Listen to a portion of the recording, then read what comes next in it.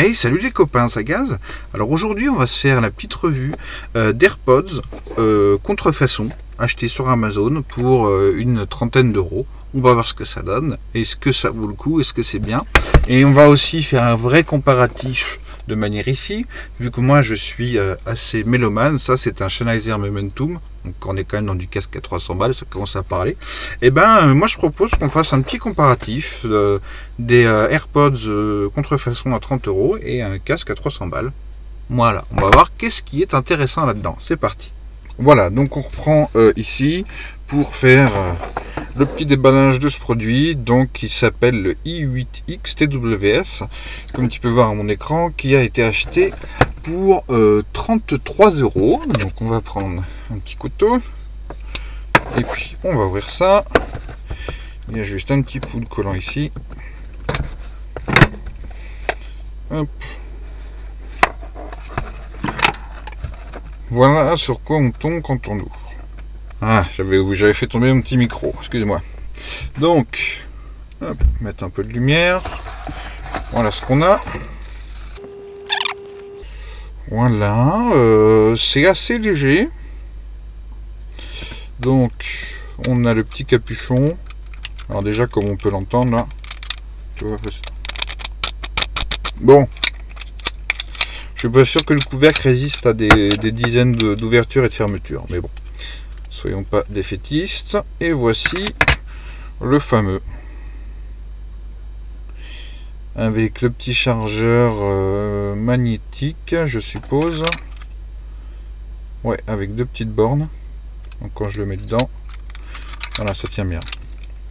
Un peu sur les AirPods, donc nous avons le petit trou ici. Ensuite, on a l'ouverture principale avec le grillage qui est vraiment ressemblant à l'original. Et l'intérieur avec le petit embout, la prise magnétique. Au niveau de la finition, là on voit les petits points de soudure du plastique. Bon, pourquoi pas. Est-ce que le produit est arrivé chargé? Ça c'est une bonne question. Honnêtement, ça m'arrangerait qu'il soit arrivé chargé. Hop, je le branche. Ah ouais, il y a tout qui s'illumine. Hop. Ce bouton, je ne sais pas à quoi il sert.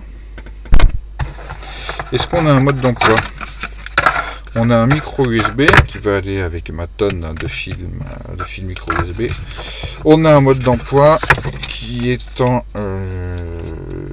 chinois, je suppose. Ici en chinois. Et nous avons de l'anglais. Alors, pour appairer, long press the power bouton, until rain, bon, bref, ça a l'air d'être à peu près classique comme fonctionnement. Eh bien, écoute, je vais prendre mon petit téléphone. Donc, hop, je prends mon téléphone. Nous allons aller dans les paramètres Bluetooth. Hop.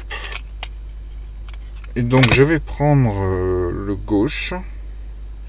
J'appuie longtemps jusqu'à ce que ça clignote. C'est bien en mode appairage. Ça s'allume bleu et rouge. On va voir s'il le trouve. TWS, ça c'est bon.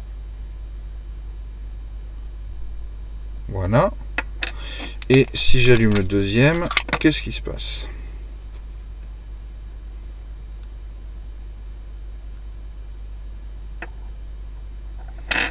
Normalement, les deux sont synchronisés. Eh ben écoute, je vais mettre ça dans mes petites oreilles. Hop. Et puis on va voir si ça envoie du pâté. Alors, on va mettre de la musique. Allez, qu'est-ce qu'on va mettre? Dossier. Le beau dossier. Ça bouge dans ton fion. Eh oui, je sais. Allez, bon bref, on met... Allez, dit de préto.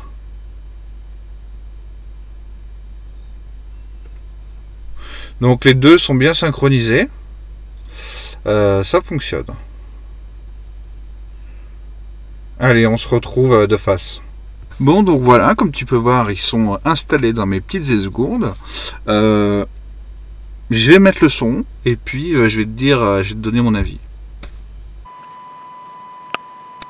Bon, donc après quelques écoutes, alors déjà plusieurs choses quand on les met, en fait le volume est assez important, donc ça fait pas comme un bouchon d'oreille, mais un petit peu, on a l'impression qu'on se bouche les oreilles, comme les écouteurs, les oreillettes intra-auriculaires. Après au niveau du son, clairement non.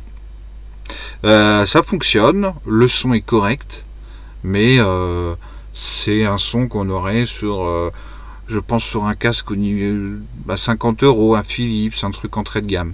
Mais on n'est clairement pas, au niveau des AirPods. Bon, après c'est 30 euros. Pour écouter de la musique, c'est amplement suffisant. Pour un mélomane averti, non, clairement, ça n'ira pas. Mais pour dépanner ou le côté pratique et pas cher, c'est vrai que dès qu'on veut écouter de la musique pendant on a 5 minutes, bah, au lieu de sortir tout son bazar et tout, on met deux petits trucs, c'est quand même côté pratique. Comme les AirPods, mais 180 euros quand même, ça pique. Donc voilà, pour en revenir là-dessus, le boîtier est plutôt joli. La fermeture me semble un petit peu aléatoire. Donc point négatif pour le boîtier, la fermeture, comme je dis tout à l'heure, hein. Il y a du jeu de partout. Sinon c'est plutôt agréable à porter. Voilà.